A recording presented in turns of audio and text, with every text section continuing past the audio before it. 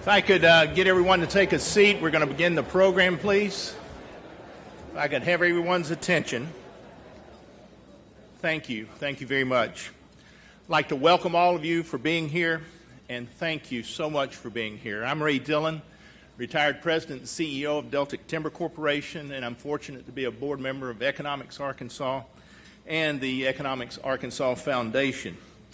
I'm also chair of the Leadership and Free Enterprise Award Luncheon today, and thank you for your attendance and your support. 5 years ago, Dr. Arch Ford, Arkansas Department of Education Commissioner, had a vision. He understood the long-term impact that economic literacy would have on individual lives and the state. His vision was realized in 1962 with the formation of the Arkansas State Council on Economic Education, which today is Economics Arkansas. Economic literacy includes understanding our free enterprise system as we hope to inspire Arkansas students to follow their dreams and consider becoming entrepreneurs. Today, we're extremely honored to be presenting the Leadership and Free Enterprise Award to Charles Nabholz, Don Munro, and Robert Young III. They're not only entrepreneurs, but visionary business leaders who have made an impact and a lasting impact on Arkansas and beyond. Please help me recognize our three honorees seated at the head table and their families who are seated in front of the ballroom.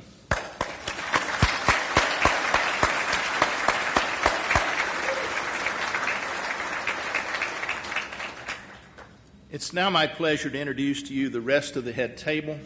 Wes Kemp, retired president and CEO of ABF Freight Company, Economics Arkansas Foundation Treasurer.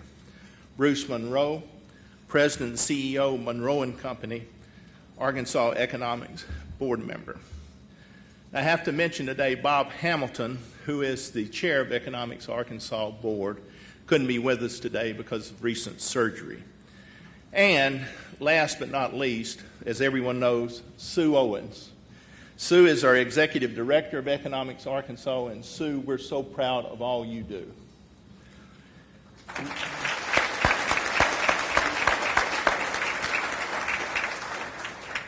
We could not host these awards without the support of many generous sponsors. So please help me recognize our 21 silver sponsors who are listed in the back of your printed program and who are also listed on the rolling PowerPoint slides. Thank you.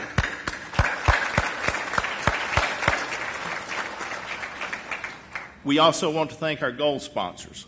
Please stand as I call your name, but please save your applause until all sponsors are standing.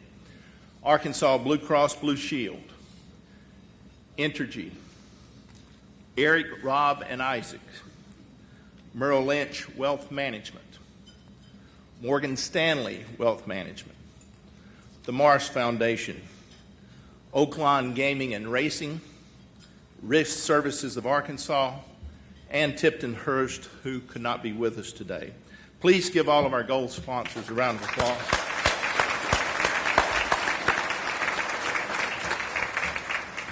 Next, we want to recognize our generous platinum sponsors. I would ask that they please stand as I call their name, and please hold your applause until all are standing. ArcBest, Arkansas State Chamber of Commerce, the McLarty Companies, First National Bank of Fort Smith, the Munro Foundation, Nabholz Construction, Simmons Bank. Thank you very much for our platinum sponsors. Our Bessie B. Moore Hero sponsors donated their tables for use by guests today.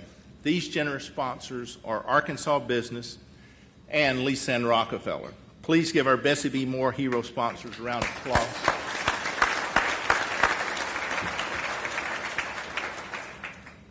We consider all of our guests special, but I want to recognize the Arkansas Department of Education Commissioner Johnny Key, who joins us today, and also former Governor Jim Guy Tucker and his wife Betty. Thank you very much for being here.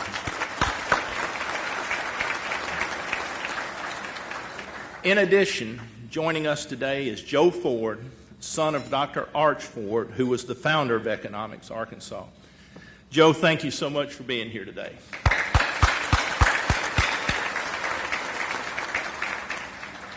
If you're an Economics Arkansas board member or University Center Director, we want to recognize you, so would all of you please stand? Don't be bashful. Thank you.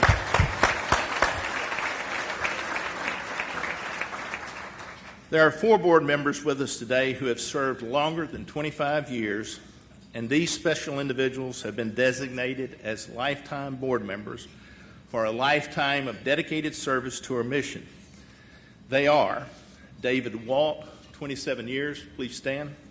Dr. Benny Gooden, 30 years. Dr. Jim Rollins, 33 years. And Jim Wooten, 38 years. Thank you.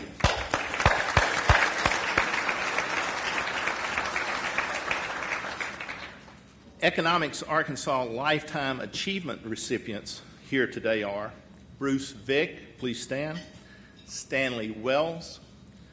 Joe Vanderspicken, Linda Haley, Melody Key, and Debbie Scher. Thank you.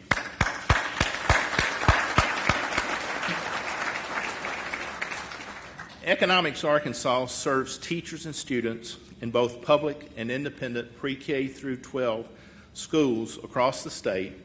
And joining us today are the following schools: the El Dorado School District, the Fort Smith School District, Little Rock Christian Academy, Cutter Morning Star School District, Little Rock School District, Conway School District, Jacksonville North Pulaski School District, Arkansas School for Math, Science, and the Arts, Pulaski County Special School District.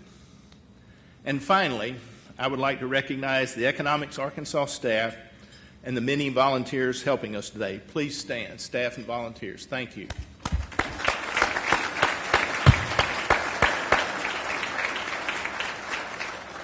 Again, thank you all for joining us today as we honor these 3 legendary Arkansas leaders and their families and enjoy lunch. Thank you.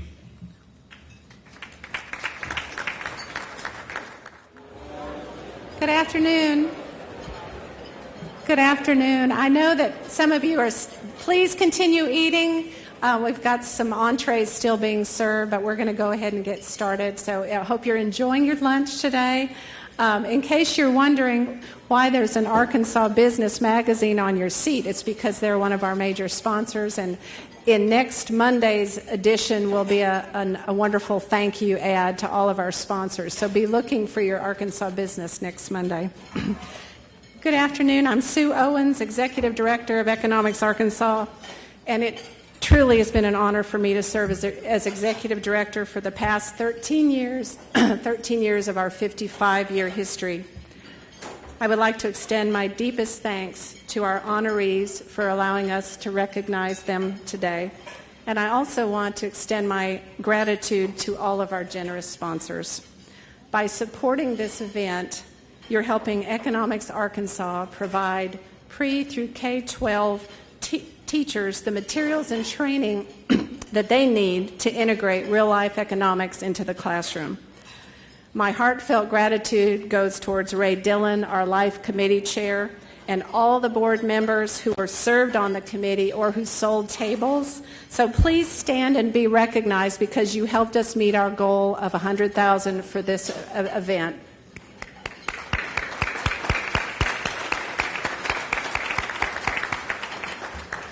In our 2016 annual report, and by the way, we do have some materials back there on table 42 as you're leaving today if you'd like to pick up some information.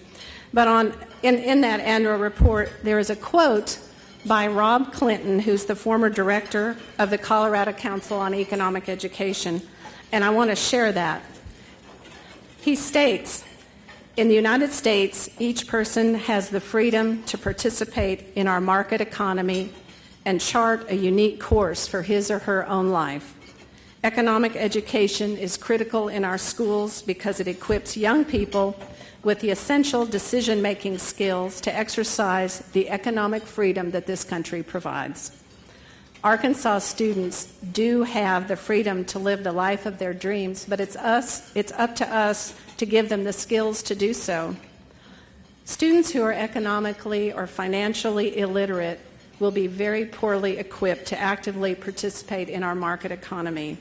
And not only will they suffer as adults, but we are all impacted, and that includes the economic development of our state.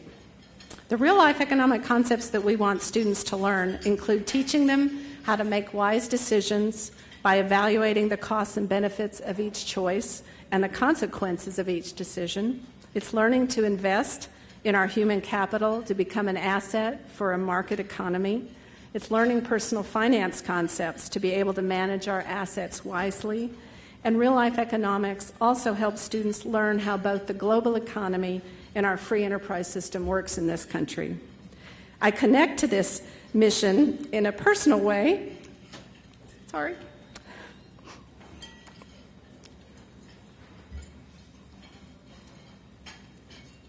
The people who know me know I do this. I grew up in a single-parent household, and I watched my mother work 2 jobs and go to school at night. She was investing in, and my mother's here, by the way.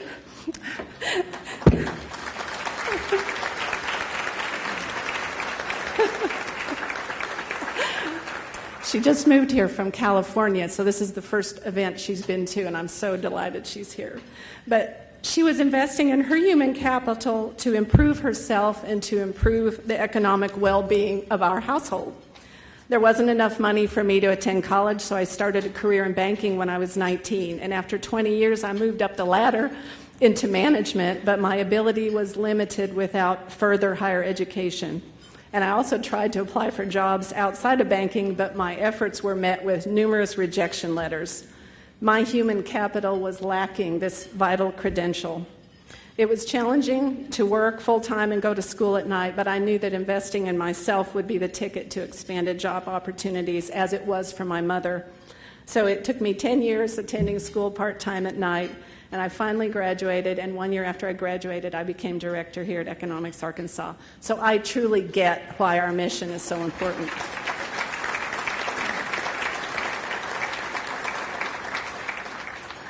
And as I mentioned, my mama is here today, so thank you for being such a wonderful example. If you find yourself inspired when you leave today and you'd like to support our mission beyond today's event, please take the form that's, there's some forms on your tables, and it suggests various ways you can support Economics Arkansas. Another opportunity exists to support our mission through our newly formed Economics Arkansas Foundation. It was created to not only ensure the future of Economics Arkansas, but to expand our programs and our training to many more classrooms. We currently train approximately 2,000 teachers annually, which is double the number from 13 years ago, but there are over 30,000 teachers in the state, so we hope to step on the gas by growing support for our work with teachers and students. In June, our foundation received a $2 million gift from the Walton Family Foundation to start our endowment. So we have a good start to our expansion initiative. Okay, on to the luncheon.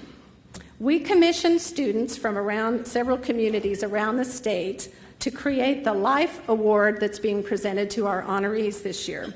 So the awards that will be presented to Charles Nabholz, Don Munro, and Robert Young are custom creations, and they're framed over here on the side.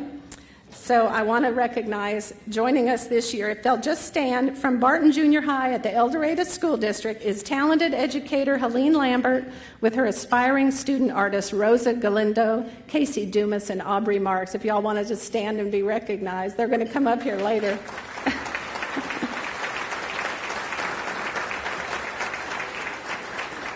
You will see their winning work of art on the large screen as the award is being presented. But before our awards presentations, we want you to hear from 2 educators and students who are quite passionate about economic literacy. These are our customers, so you are helping to support them. First, it's my pleasure to invite to come up to the stage Linda Haley. She is a dedicated educator who retired from the Rogers School District just last year. She served as a teacher for 7 years, was a school counselor for 3 years, but the last 20 years of her career, she served as the director of counseling. She also was a master economics teacher for our organization. We presented a Lifetime Achievement Award to Linda last fall for the impact she made not only in her district, but she also helps us train other teachers statewide. So here is Miss Linda Haley. Now, once you get addicted to free enterprise, you're addicted. I don't care if you're a teacher, counselor, director, you integrate it into what you're doing. Son, I'm a believer in free enterprise. Dr. McKinnon, who many of you know, once said, the U.S. economy is the 8th wonder of the world, and the 9th is that so few understand anything about it. I believe that preparing students for their future is the #1 goal of education. That includes understanding democracy and a market economy. We are the government, not some political machine in Washington. And we have a lot of responsibility in a free enterprise system. Buyers and sellers make most of those economic decisions. We owe it to our students to be prepared. So how do we prepare them? I need 2 hands. Excuse me a second. We are always telling students, you can be anything you want to be, do anything you want to do. The world is your apple. Go out and get it. But we don't always give them the tools to access that apple. Now, some students are fortunate they have an apple peeler, and it's real easy to peel this apple. But some students have a Phillips screwdriver, and it's not so easy. Some students have nothing at all. Now, eventually, you could peel this apple with a screwdriver, but it's going to be messy. There's going to be a lot of waste. It's not going to be very efficient. There's going to be a lot of frustration and anger. And if you don't even have a Phillips screwdriver, you're one of those with nothing, there's a lot of discouragement. Now I can hold it. I was honored to get to work with the discouraged students. They came from generational poverty, dysfunctional families, and had lots of personal problems. But I found that economic education gave them a bridge out of poverty, helped them deal with that dysfunction. And it was a life changer for me as well as for them. First of all, we have to teach kids about the American dream. You know what is said, life without dreams is a broken-winged bird? Well, so is free enterprise without the American dream. And we have to give these kids hope that that American dream is for them, not just their affluent peers. We have to help them find what they can do, not what they can't do.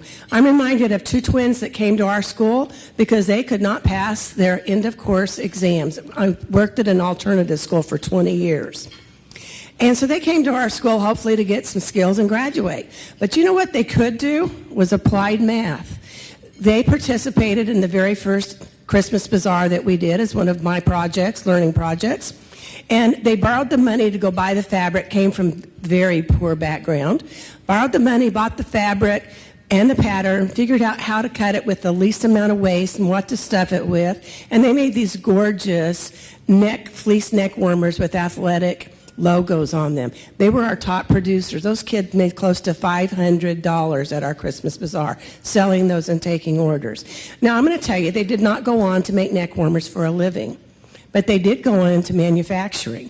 You know, success begets success.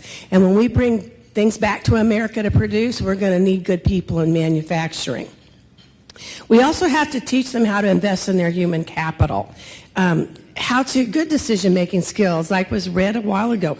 Understand personal finances and how to manage their money. Wise investing. Nobody gets wealthy usually from their income. It's how well they invest. Avoiding credit traps. We also have to teach them the way they learn. You know, they don't learn by sitting in classrooms answering questions at the end of the chapter. These kids need hands-on, authentic, engaging education. They learn best from project learning and simulation, a token economy. They learn the best when they're having fun. Probably my best lesson was teaching laissez-faire economics with a big blue ball. We also have to focus on character. These kids didn't sit around at their dinner tables with their parents and grandparents talking about character. And you know, looking around at the world today, I'm not sure too many people are doing that either. But we have to focus on character. Self-interest is not the same as self-centeredness. And the profit motive has to be balanced with business ethics. Voluntary exchange includes that interdependence that I teach kids by building castles with index cards. Self-reliance and resourcefulness are critical to the free enterprise system, but so is compassion and giving back. After all, we are all in this together. Free enterprise is the means to the end. The end is experiencing that American dream. So where are these kids today? Well, some are in the paper and the news for the wrong reasons, I'll have to admit. But most of them are working. They're productive citizens of society. And you can't give what you don't have, but these kids have something to give now. So they're giving it to their kids and their families and their schools and their communities.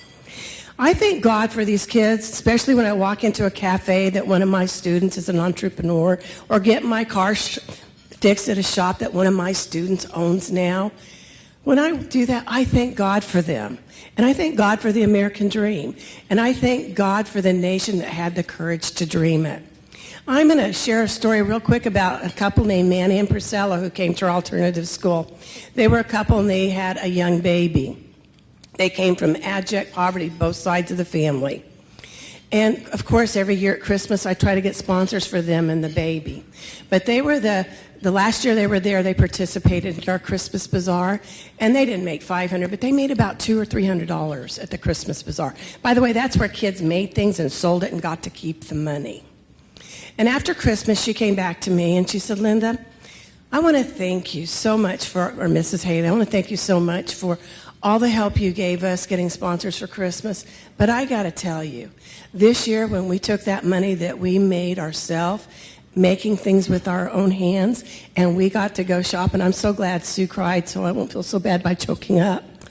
She said, and saw how happy it made little Manny. She said, that was so special. Thank you. And you know what? You can give charity, you can give handouts, you can throw money at problems, but you can't give that feeling. That is the magic of free enterprise. That is when people get to make that dream come true themselves. So in conclusion, I would like to thank Economics Arkansas, who supports us so well throughout the state with workshops, quality lessons, grants to do things in your classroom you could never do. Our bazaar was sponsored by them initially. Now it's self-fulfilling. Field trips, enrichment, they make it possible to take economic education to a whole new level. So I thank them. And I want to thank all the contributors, investors out there, all you American dreamers. Thank you for investing in this dream. And I want to thank all those educators that go into those classrooms and integrate that economics into what their curriculum is. They don't have to do that. They do it because they know they're preparing the kids for their future. So whether you believe in hope and change or make America great again, the answer to tomorrow's problems are sitting in our classrooms today. And they will change your life if you change theirs first. These students are going to be your bankers, your lawyers, your doctors, maybe your senators. They're certainly going to fix your cars, your teeth, maybe the political system, who knows. So if you get a chance to impact them, give them the tools to peel those apples. Thank you.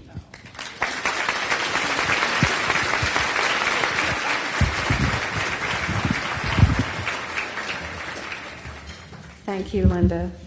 It's now my pleasure to introduce to you Philip Carlock, principal of Stevens Elementary in the Little Rock School District. I met Philip a couple of months ago when I heard that what he was doing with teaching personal finance at his school. Y'all come on up. So I invited him to share with all of you today, along with his outstanding students, Jalasia Hart, Margaret Sunye, Shamira Cromwell, and Justin Hollingsworth, who's taking the place of Jeremiah White. So y'all, here's...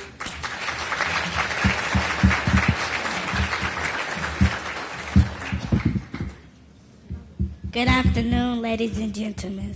My name is Shamira Cromwell. Before I begin, I want to test your knowledge on financial literacy. When I hold up this sign, I want you to say the opposite.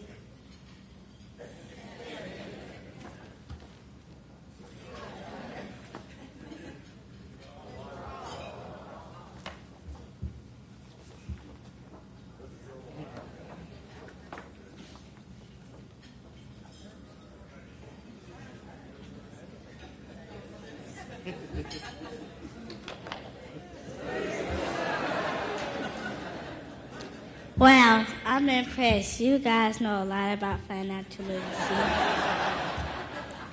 Did you know financial education is likely to increase the use of banking services? What is financial literacy? Well, financial literacy is the ability to make informed, wise, and effective decisions regarding to the use of management of money and wealth. Basically, that means to use your money wisely. Before I close, I want to ask you guys one more thing. Will you please stand?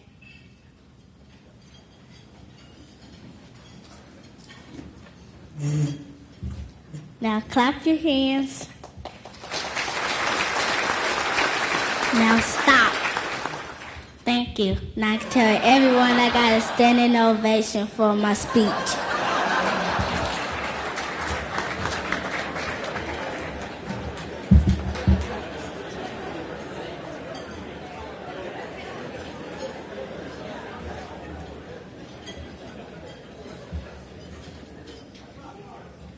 Good afternoon. My name is Elijah Hart. I'm a 5th grader at Stevens Elementary School.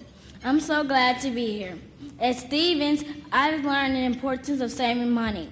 I feel it is important to save money because I have long-term and short-term goals.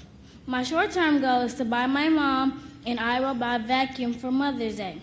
If I save $10 for 30 weeks, I will have enough money to buy the iRobot vacuum. Please don't tell my mom. My long-term goal is to go to Spelman College in Atlanta, Georgia. It costs about $45,000 a year, which means that I will need $180,000 in order to complete my college degree. My long-term financial plan is to maintain a good GPA at school in order to get a good scholarship and get summer jobs to raise money for college. Well, now I'm going to leave you with a quote by Will Rogers. The quickest way to double your money is to fold it in half and put it back in your pocket again. Thank you for your attention.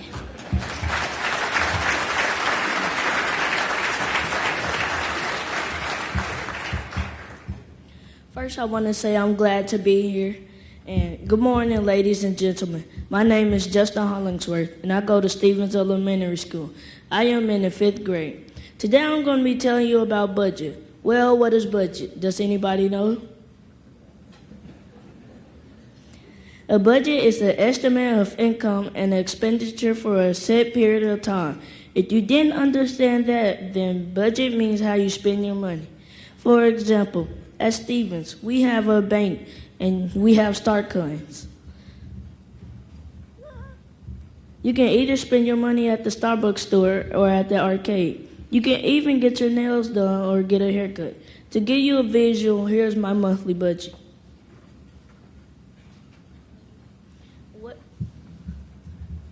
Well, every month I make at least $25. My expenses are $5 on supplies, $1 on toys, $10 on haircut, and that makes a total of $16, and I will have $9 left over of my savings. Thank you for your time and have a nice evening.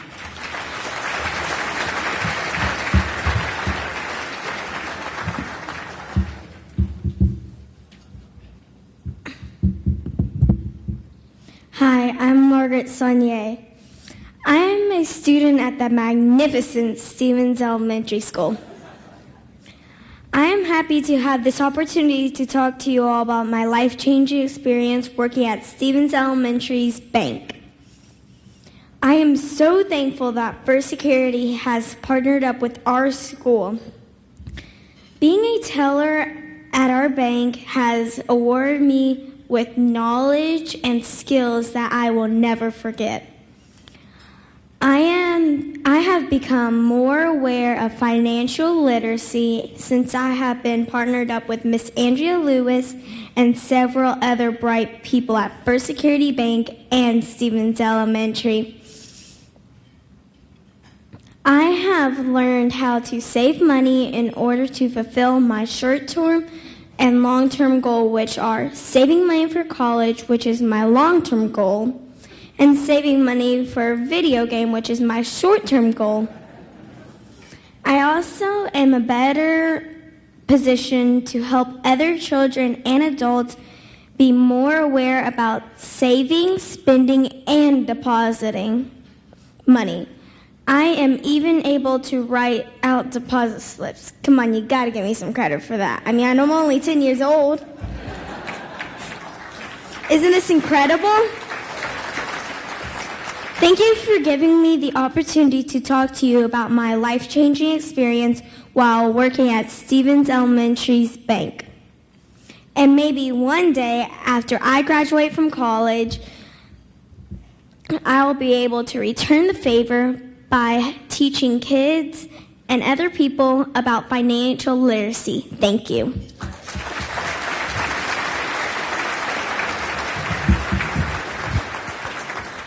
I just want to thank Ms. Owens and Ms. Masters and just Economics Arkansas, because this is living proof that what you guys are investing in is our future, and our students are really taking hold to the lessons that they're learning. So I want to encourage you guys to keep doing what you're doing, and we're excited about just our future in partnering with so many of the people who are with with Economics Arkansas.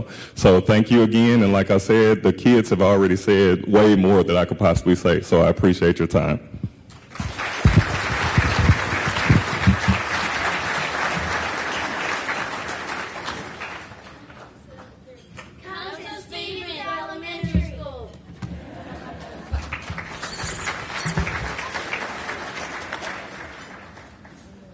Well, I get the pleasure of following that, but please bear with me. I'll do my best.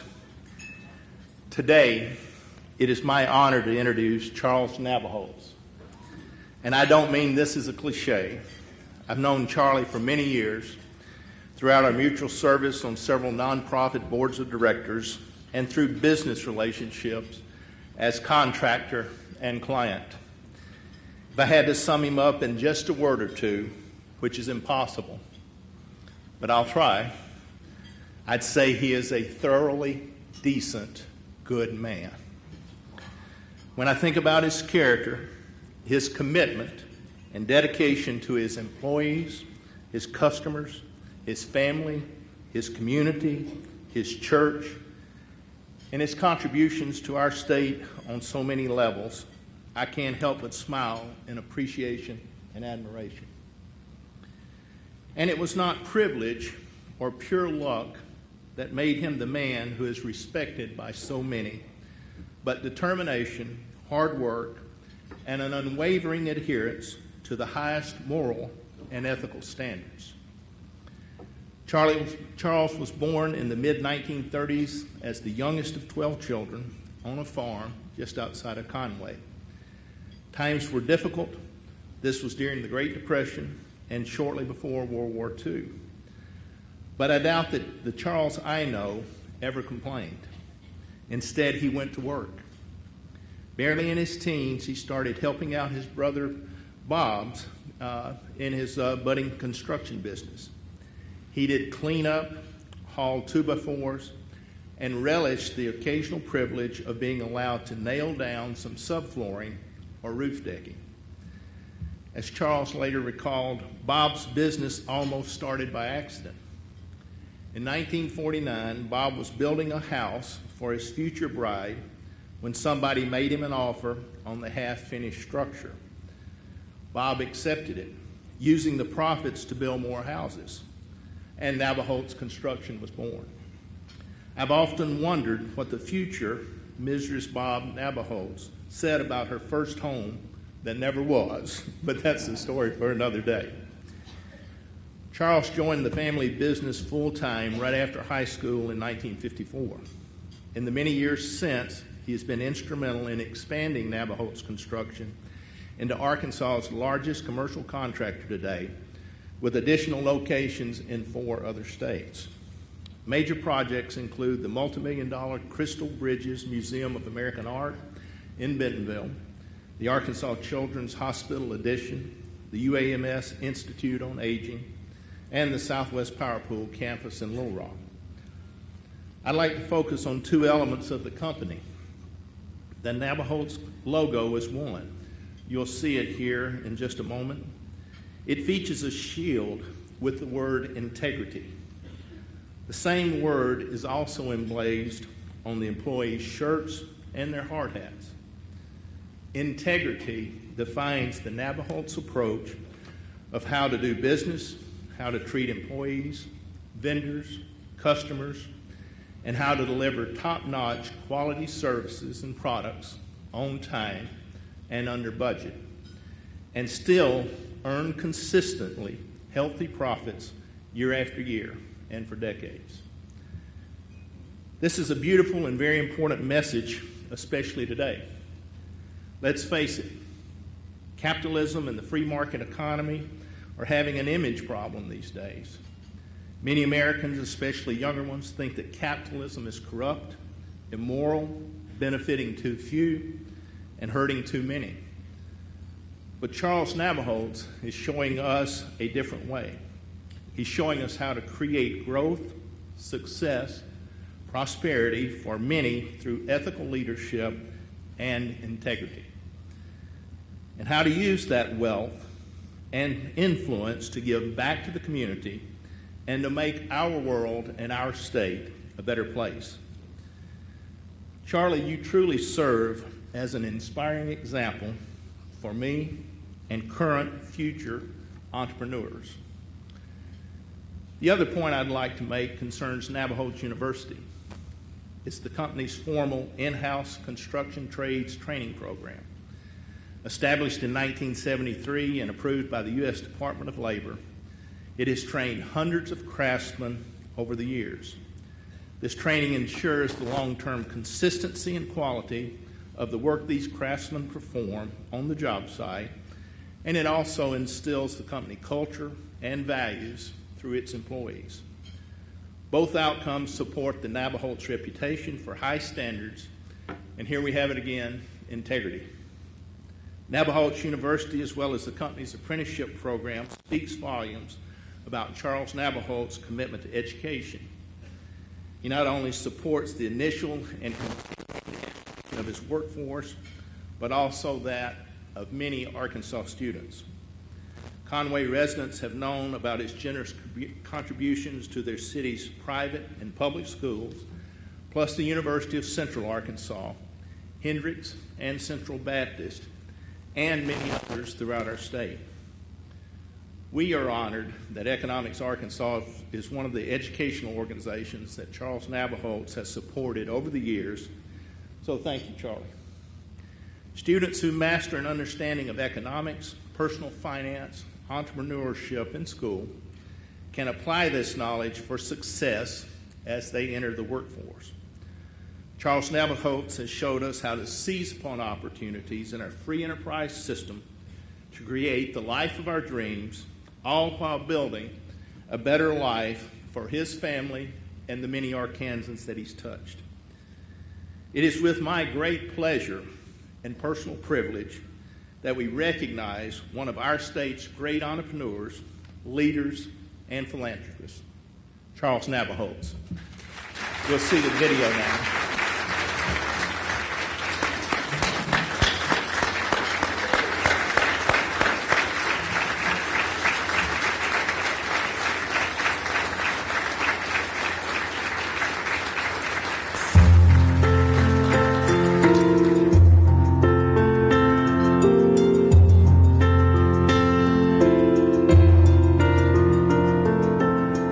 Charles Nabholz unequivocally sets the standard when it comes to ethical leadership and high-quality expectations for maintaining our integrity.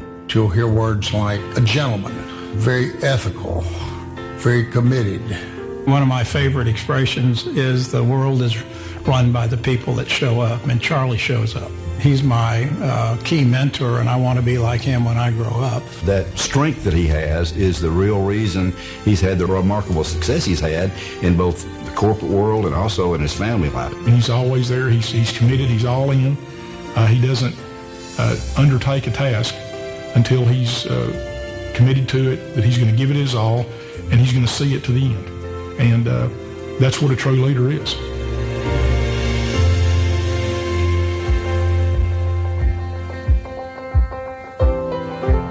After our company's birth in 1949, we experienced growth throughout the years.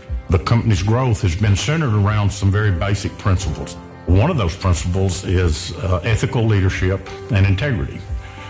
Bob, our founder, and also exemplified by Charlie Nabholz's involvement in the company, insisted that we maintained our ethics regardless of all else. Even some years when we didn't have that great a profit, we maintained our integrity and our ethical method of doing business. And that's a demand that came from the beginning, and it's certainly been administered through the years by Charles. The Nabholz organization has been instrumental from a corporate standpoint, but just from supporting families in Conway. I mean, hundreds and hundreds of people who have gone through this organization and worked for the Nabholzes. The people at Nabholz are like Charlie. They are they're wonderful people, down-to-earth people. I think they see that in what they needed to be doing from a personal standpoint and how they treat other people from the way Charlie treats them. Anywhere you go, if you run into people and you mention that name, that's all you have to say. You know, I know the Nabholzes, they've done this or they've done that, they've done this building or they've done this initiative in our community. And you'll always hear the same thing. I agree with you. They are universally respected. They're universally admired. And it's like the shield says, integrity. Well, I want to tell you, I'm terribly jealous of Charlie. I forget, I think it was his 72nd birthday. Charles shot his age in golf. That's pretty remarkable. Now, according to what I shoot, I'll live to be well over 100. He is just a steady golfer. Doesn't hit many errant shots. It's there, putts decently, and just beats you based upon just consistency. And I think that's kind of reflected in his life. I can't think of a situation where I've ever seen Charles fail to do the right thing. And I think the definition that we use here, and a lot of people do, but Charles epitomizes it, is integrity is doing the right thing when nobody's looking.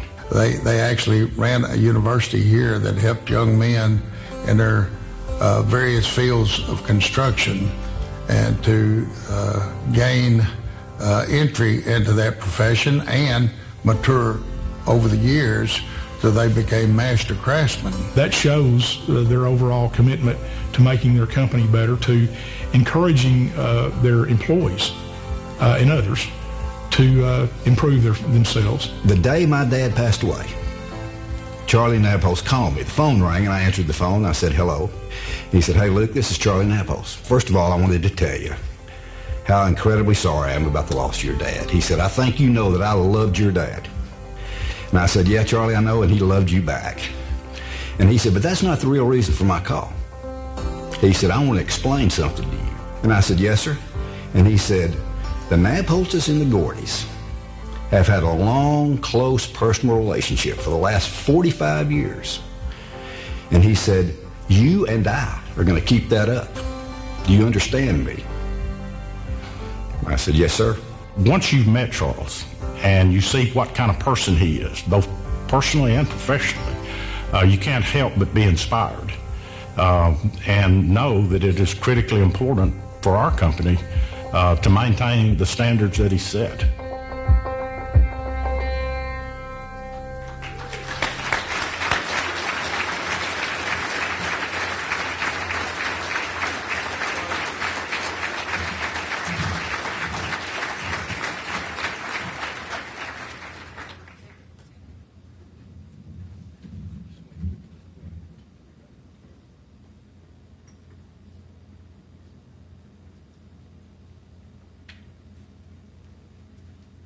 It is with my great honor and privilege, Charlie, that I give you the Life Award.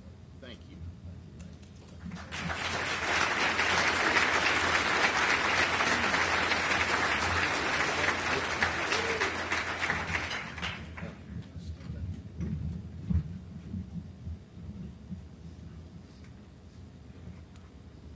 Thank you, Ray. Thank you for that generous introduction. Kind words you said about me. I sort of overwhelmed with the guys that made the video. Bill Hanna couldn't be here today, but Tom Courtway and Jerry Adams and Woody Cummins and Luke Gordy. I'm just overwhelmed with your comments. I kept looking around for the Charles Nabholz you were talking about, and I couldn't find him anywhere. So I'll represent him today as I make my remarks. Sue, when I got the schedule for today, saw where I was going to be the first one to be awarded. It was good news and bad news.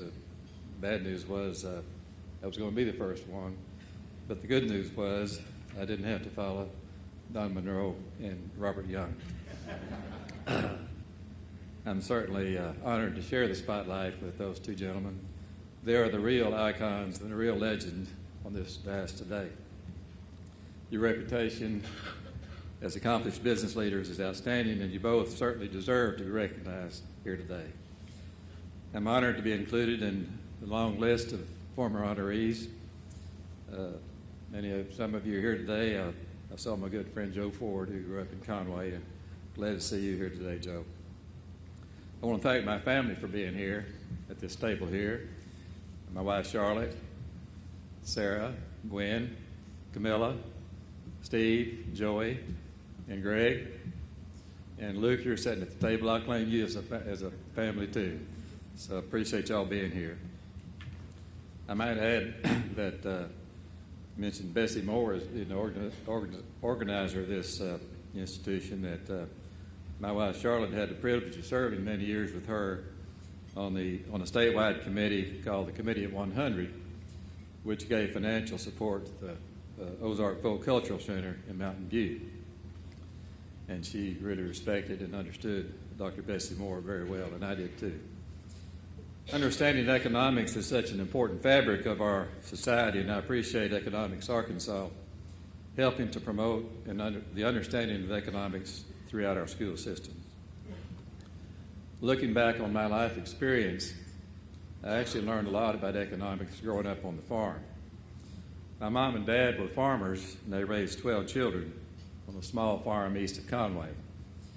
Each year, my dad would establish credit with our landlord, who also owned a grocery store. With that credit, he would purchase seed, fertilizer, and groceries for the entire year. The debt would usually be paid off at the end of the year in the fall when the cotton was harvested. I say usually because some years we didn't make a crop, so that debt had to be carried over to the next year. My dad learned to diversify his crops so as not to depend solely on cotton, which was our primary cash crop. So other cash crops were planted to supplement the income that the cotton crop either did or did not make. Also, we had an orchard, we had a big vegetable garden, we had pigs, we had chickens, we had a lot of poultry and cattle. We would sometimes sell eggs and milk if there was any left over after serving a family of 12. My dad would not purchase any non-essential items unless he had the cash to pay for it. And what that meant to me and my brother Tommy, who was close to me in age, was that we may or we may not get to go to the movie on Saturday night. So he studied the weather predictions. He had to learn about the commodity prices. He studied the weather predictions, primarily the Farmer's Almanac, which would help him determine what and when to plant. He knew how to produce and market his farm products. He knew how to hedge his risk by planting more than one cash crop. In addition to that, and I don't know whether this is a recipe for economics, he worried a lot. He prayed a lot. He prayed for it to rain. He prayed for it to stop raining. And I don't know if the worrying or the praying is listed in the study of economics, but it seemed to be the part of the recipe for my dad and my mom and dad on the farm. There's no doubt that my mom and dad's history with farming would be a good case study for applied economics. They didn't know it at the time, but this, looking back, is really a basic principle of how we run our business today. Many of those economic principles are used in our business, and I'm thankful for having grown up in an environment where economics was essential to survival. And I appreciate all that Economics Arkansas does to promote the understanding of economics in our schools, because today most students do not have that opportunity like I did growing up on the family farm. So thanks again for all the nice things that were said about me today. Ray, I appreciate you so much. You're a respected businessman and all the causes that you support, but I especially appreciate your friendship. And Sue, thanks for the hard work that Economics Arkansas and what you've done today. And again, thank you all for being here.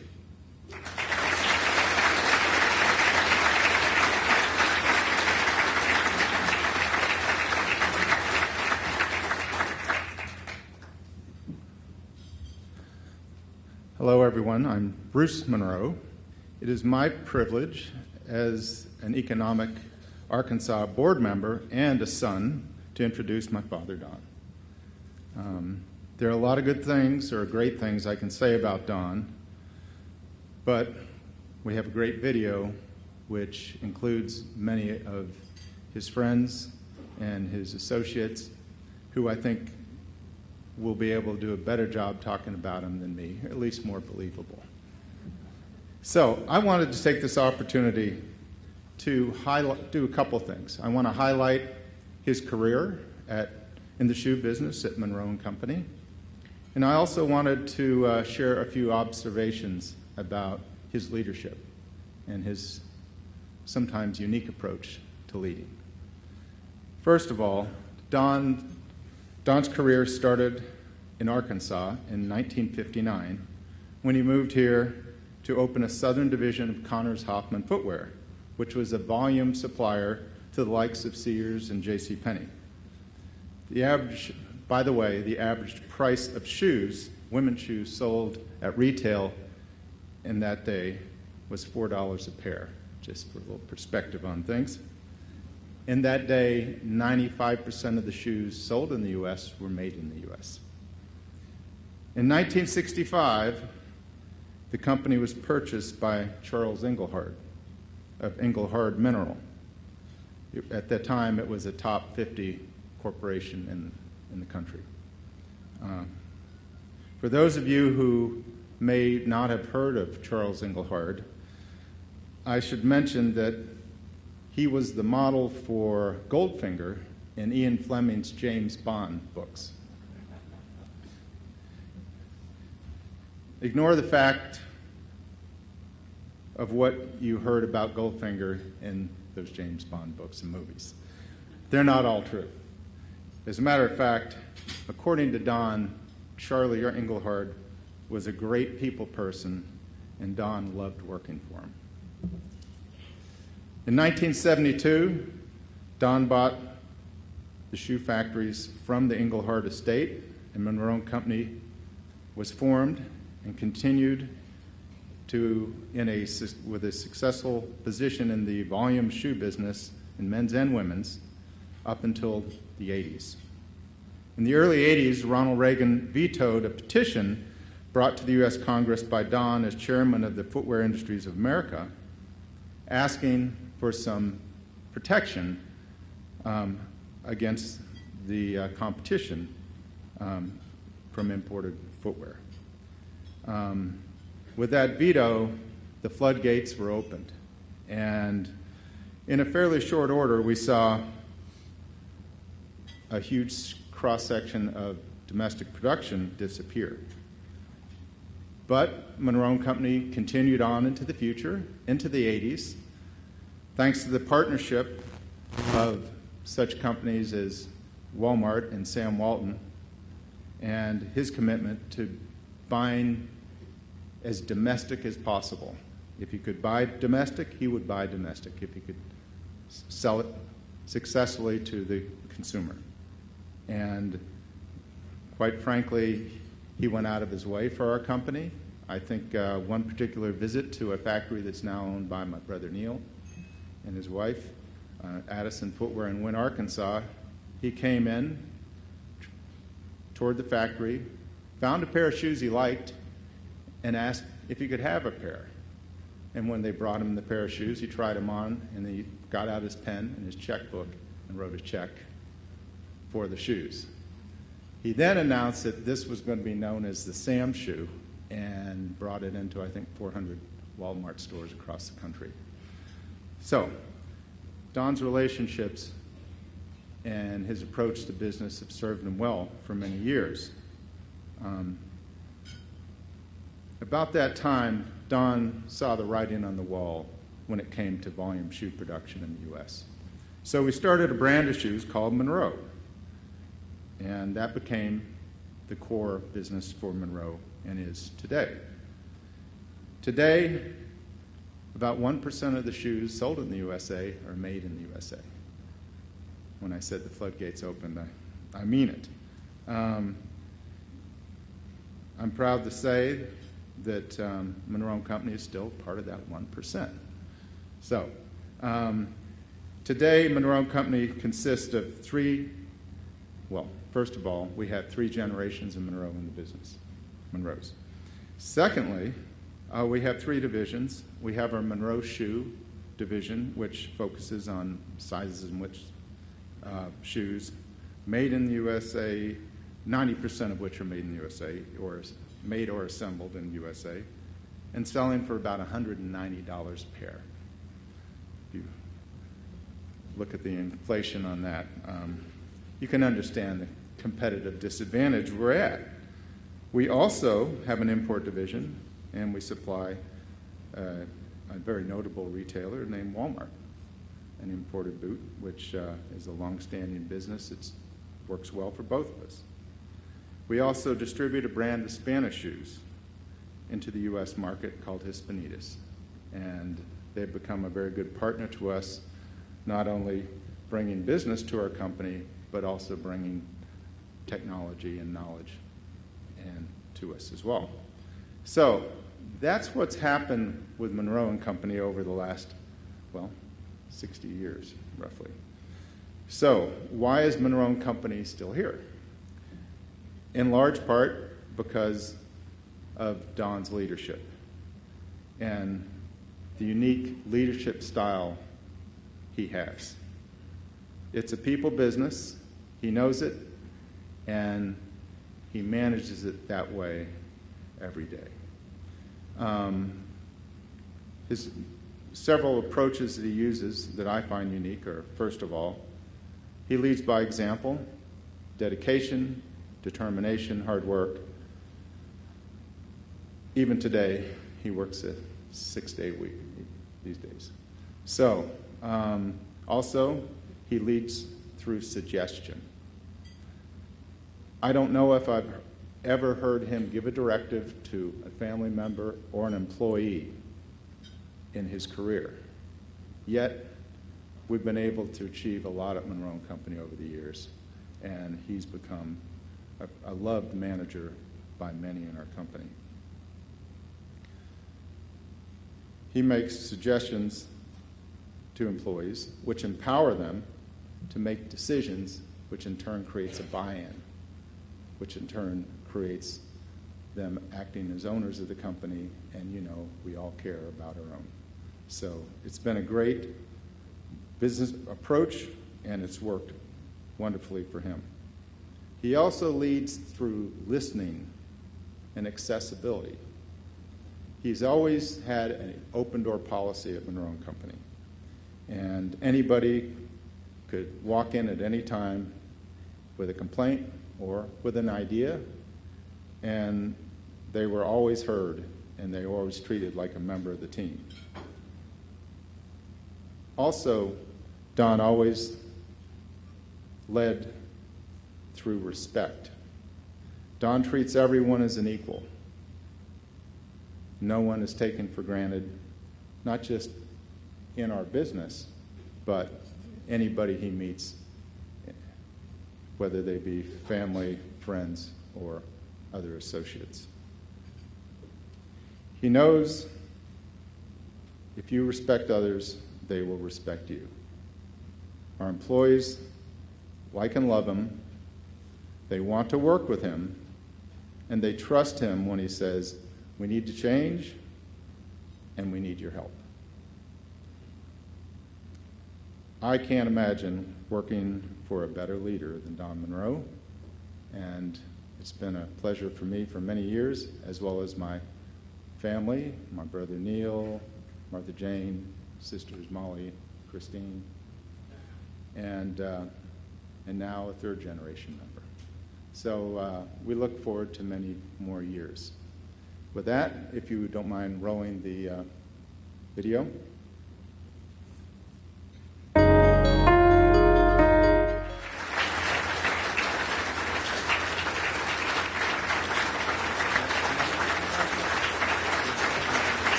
My artist.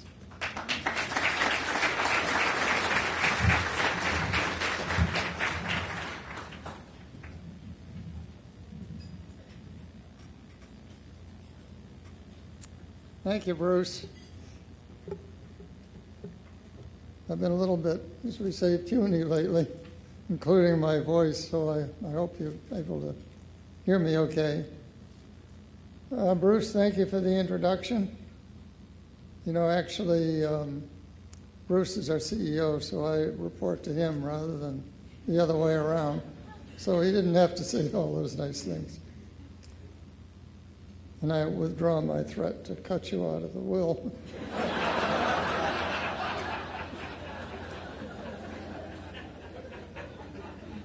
Got a lot of people I would like to thank. Many here I'd like to name by name, but there's just too many. One person I would mention because she's not here is my partner in philanthropy, Dorothy Morris, who broke her foot a couple of days ago and just wasn't able to make it.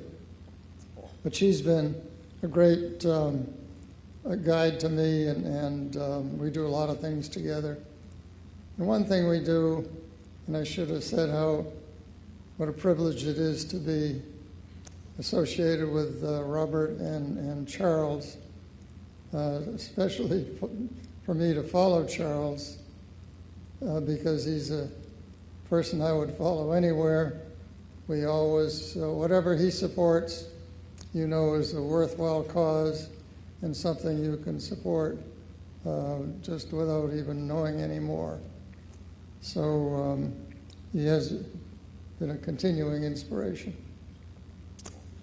If I can take just a personal point of privilege for a minute to thank my family, and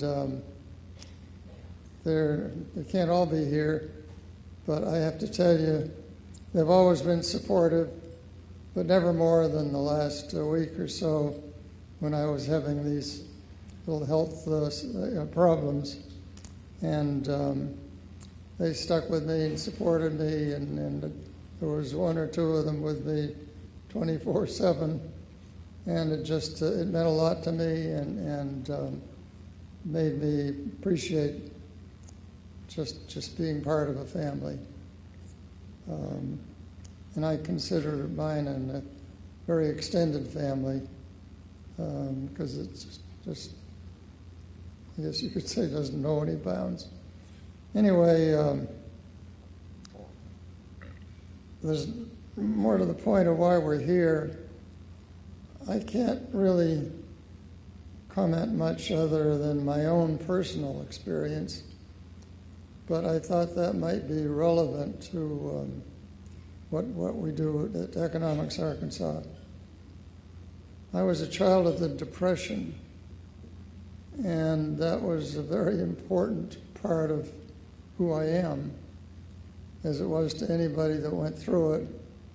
And I do understand that Arkansas may have been in sort of a chronic depression, so the situation would be a little different here. But I grew up in New England, and just having experienced that gives you a much greater appreciation for the value of money for the importance of savings, and interestingly for what you think is the stability of markets, because in those days they weren't jumping around the way they do today, and you could count on, if the interest rate was 3% as it was, you could count on it being 3% almost forever. That was, I think, useful, gave us a feeling of patience that we might not otherwise have, and of course appreciation for money. And my wife thinks I'm a terrible spendthrift, but that may be so. If so, it's perhaps because I did go through the Depression experience. My dad, who was very knowledgeable about financial matters, and he may have been trying to explain how stock exchanges work or something like that, when all I was thinking about was getting an advance on my allowance. Beyond that, you mostly learned sort of by osmosis in those days. There was obviously no formal training, and you picked up things here and you picked them up there. So it really wasn't until you get serious about life and a career that you started taking financial matters seriously. And obviously when you go out on your own, you're faced with it point blank.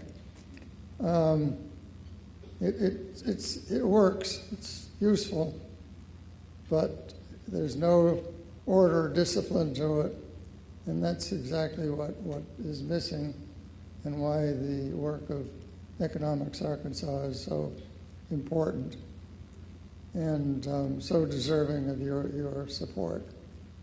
So I thank you all for this honor. Thank you all for being part of what we believe in. Thank you.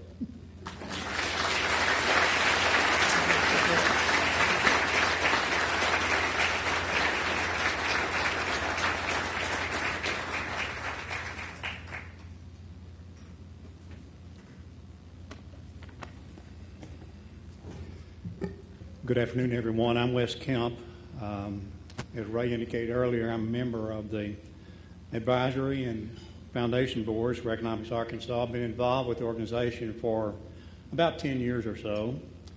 I'm quite familiar with the work, and certainly it's admirable work, and it benefits the state as well as certainly the teachers and our students. However, I must admit that I am a little partial to projects that are done under the banner of free enterprise. And I think that speaks also to what Ray said in terms of it gets a bad rap these days, both and by the free enterprise system, that's the same as capitalism. A few months ago, I discovered and read a book by Cindy Beckman. I think Cindy's here somewhere. Cindy, you sitting back there? On a biography of Dr. Arch Ford. And some of you will recall that Dr. Ford was commissioner of the Arkansas Department of Education from 1953 to 1978. And in 1962, he founded what would become Economics Arkansas. The book did a great job of describing Dr. Ford's inspiring life, and there were a couple of chapters that appealed to me particularly that outlined how strongly he felt and what a champion he was for the free enterprise system. And without question, that played a huge role in the vision he had for Economics Arkansas. And if you care to read it, the name of the book is Man of Vision, and I'm sure Ms. Beck will be happy to arrange a sale on that most likely. But if you're interested in Arkansas history or Commissioner Ford's legacy and the genesis for Economics Arkansas, I would highly recommend that. As an ABF retiree, been retired 5 years now, it's a great pleasure and honor for me to introduce Robert A. Young III. Mr. Young retired last year as chairman of the board of ArcBest Corporation following a 56-year career with the company. He was born and raised in Fort Smith. And over the years, his work created thousands of top-paying jobs within and well beyond the borders of Arkansas. I've known Robert for well over 40 years, and there are many positive things I could say about him. But since we're under this theme of free enterprise, I'm going to relate one story to you that speaks to the leadership he provided, and that was when the trucking industry was deregulated. And for those of you that recall this, between 1935 and 1980, the trucking industry was highly government controlled. I mean, we didn't have the right to serve the cities we wanted to serve. We weren't free to do that. We weren't free to run the routes that we wanted to run. We weren't free to set the prices that we wanted to charge unless we got approval from the Interstate Commerce Commission. Well, all that changed with the Motor Carrier Act of 1980. And today, if you were to examine the list of the then top 50 carriers, you would discover that virtually all of them are no longer in business. The great majority simply filed bankruptcy and shut down, and the remaining few merged with other companies and now operate under new names. The only firm you would recognize and might recognize from that list is ABF, because ABF is still in business and managed under the same name by which it was marketed in 1980. Those years, the years following deregulation, were very trying and uncertain times. I think that's a fair description, Robert.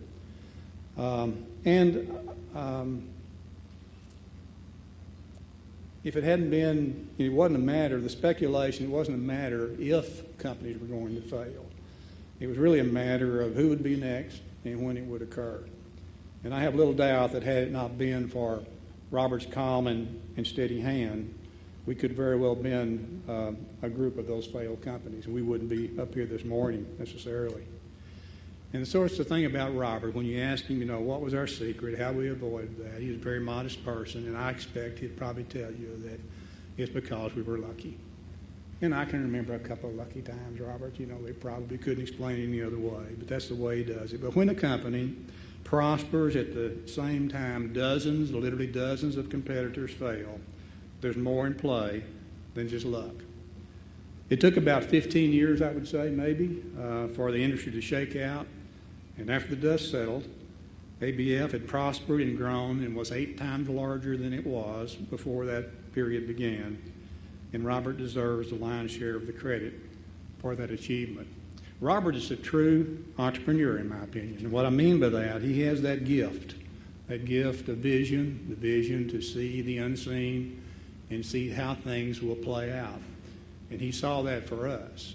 He was real calm, and we weren't also always that calm, but you were. And because he had that vision and know if we had managed our affairs in an appropriate way, everything would be okay. And it worked out pretty darn well. And Jeremy, let's roll the video now if we could.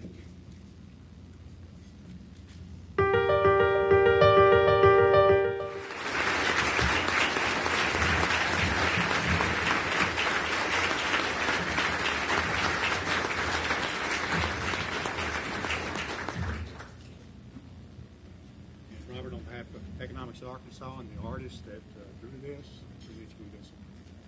And I'll take it over.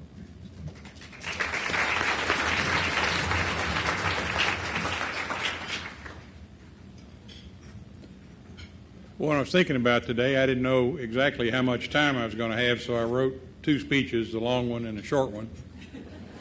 I'll give the short one now. Thank you.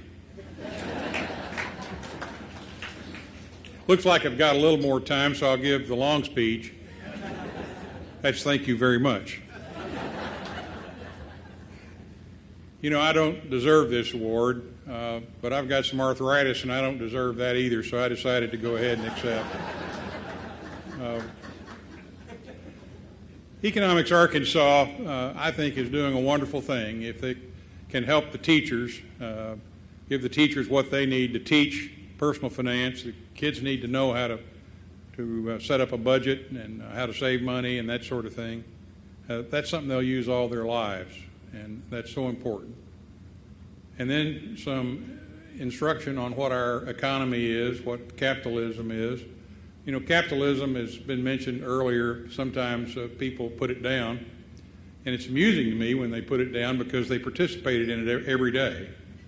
What capitalism does, it's a very democratic system. We all vote every day with our dollars about which businesses stay in business and which don't. It fits very well with a democratic society where we elect our elected officials democratically, and we have an economic system that's very democratic. It can be harsh, and it's certainly not perfect. It doesn't produce equal results for everyone, but it produces better results for everyone than any other type of economic system. If we look at the history of economic systems in this world, it's pretty obvious that capitalism, the free market economy, has created in the United States the strongest economy in the world. Again, it's not perfect. It has its ups and downs, and it has its warts.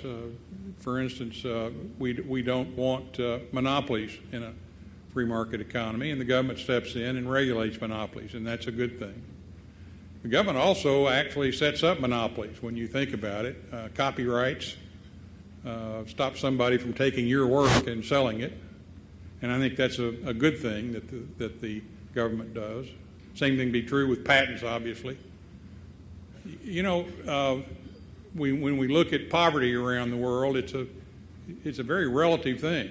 In the United States, a family of three that makes $24,250 a year is considered to be at the poverty level.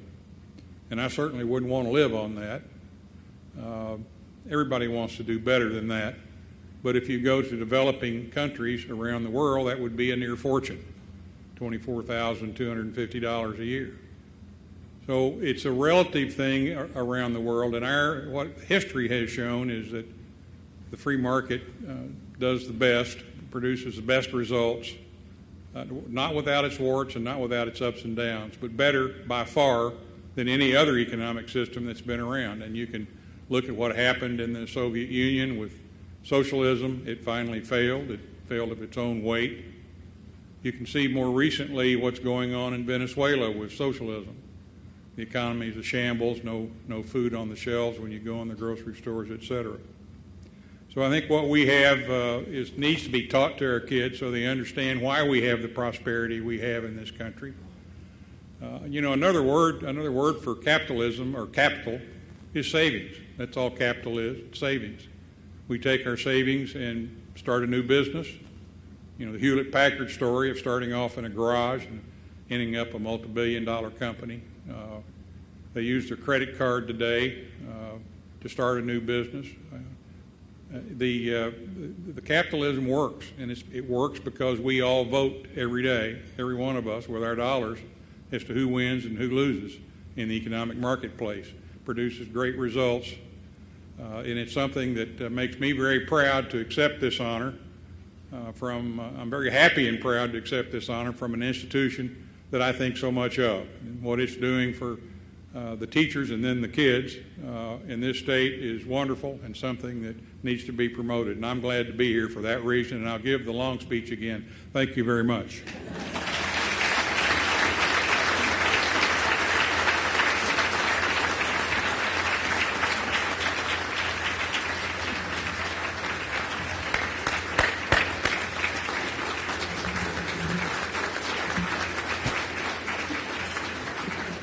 Again, thank all of you for being here, and we're adjourned. Thank you very much.